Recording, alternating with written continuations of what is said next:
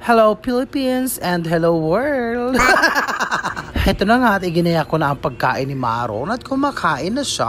Pagkatapos niyang kumain, gumayak naman. Ganyan ang ating ginagawa araw-araw kapag may pasok siya. At ayan na nga at papasok na ang aking anak. At ihahatid ko na nga siya sa labasan. So magandang araw po sa ating lahat. Nawa po ay lagi tayong ligtas. At lagi tayong magdadasal at magpapasalamat sa kanya. At heto nga at pinabalik niya ako sa loob para kunin ang kanyang chocolate. So ayan nga at papasok na rin ako sa aking trabaho. O diba napagkaganda-ganda at napagkaganda-ganda at napagkaganda-ganda. Charot, nagmamaganda. At heto nga at gamit ko na ang bigay nilang lipstick at titignan ko kung 24 hours nga. Hindi ko talaga siya aalisin. Bahala na siya kung maalis siya o hindi sa aking lobby. O diba lumaki ang aking bibig.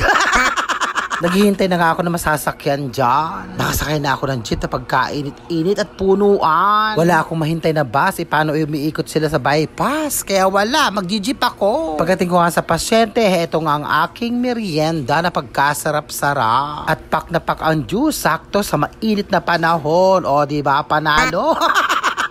Na pagkasarap-sarap, swak na swak. So ayun na nga, tapos na ako magpasyente dyan at lilipat naman ako sa kabila. Kaaga-aga nakapanlambot ang init, nakakaloka. So ayun na nga, tapos na ulit ako magpasyente dyan at lilipat naman ako ng San Leonardo. At ayun nga, at mag-jeep na naman ako. O nandito na nga ako sa pasyente. Pagkatapos niyan, pupunta na ako sa huling pasyente ko sa Santa Rosa.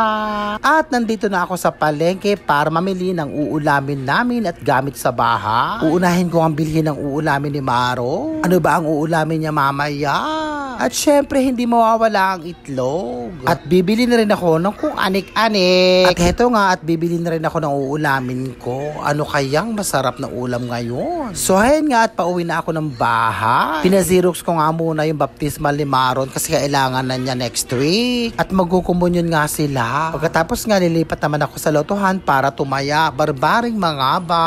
Napakadami nga sasakyan kasi nga uwian ng mga estudyante. Sa sobrang init nga, napakadami nahihilo dyan. Meron pa nga daw nahihimatay sa sobrang init. Abay, apurahin nyo naman gawin yan para matapos na. Dito na si Maron sa bahay at nagmamaktol. Hindi pa nga daw siya kumakain. Hindi nga daw niya gusto yung ulam sa kabila. Gutom na nga daw siya at magluluto na nga ako para mawala ang makto. Kaya na nga, tinuhugasan ko na ang ulam ni Maro. Napakaaga, nagluluto na ako. Alas 3 ng hapon to.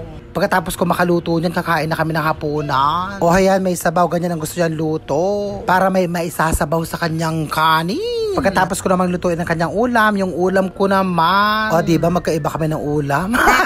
Siyempre, ang aking paborito, o diba, paulit-ulit ang aking inuulam. Kayo din naman, paulit-ulit, diba?